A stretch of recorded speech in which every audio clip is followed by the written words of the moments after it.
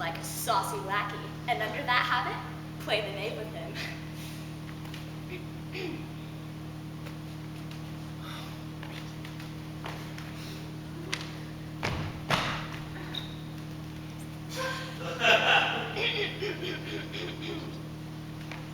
Do you hear, Forester?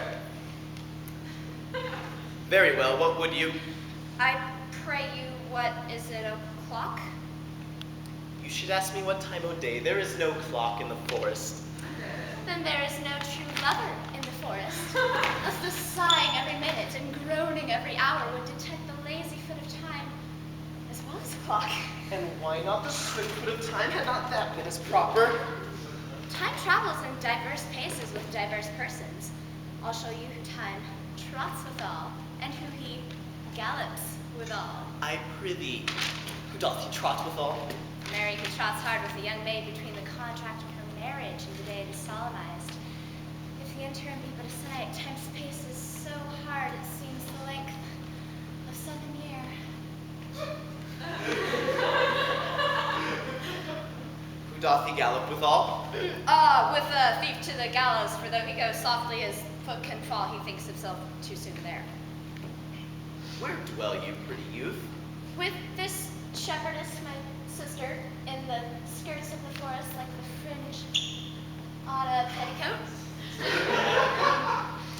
Are you native of this place? Your accent seems something finer than you could have purchased in so removed a dwelling. I have been told so of many, but indeed an old religious uncle of mine taught me to speak, who was in his youth an inland man, and there he knew the courtship all too well, for there he fell in love.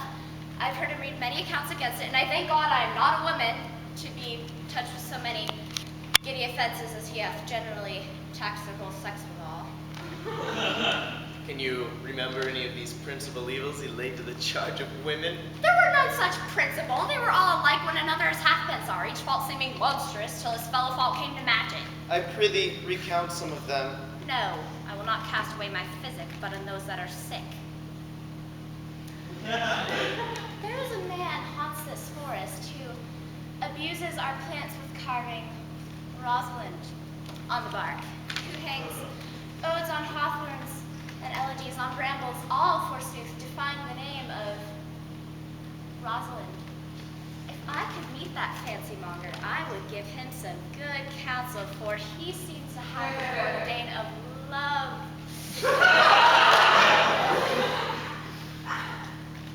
I am he that is so love-shaped, I pray you, tell me your remedy.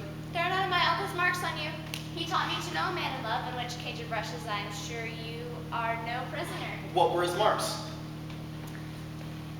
A lean cheek, which you have not, a blue eye unsunken, which you have not, an unquestionable spirit, which you have not, a beard neglected, which you have not, but I pardon you for that, for your simply having a beard is a younger brother's revenue.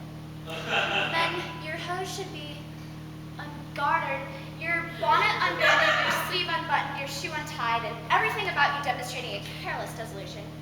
But you are no such man. You are rather point device in your accoutrements, as loving yourself than seeming the lover of any other. Fair youth, I could make thee believe I love. Me believe it? You may soon as make her you love believe it, which I warrant she is apter to do than confess she does. That is one of the many points in which women will give lie to their consciences. But in good sooth, are you he who hangs the verses from trees wherein Rosalind is so admired? I swear to you by the white hand of Rosalind, I am that unfortunate he. But are you so much in love as your rhymes speak? Neither rhyme nor reason can express how much.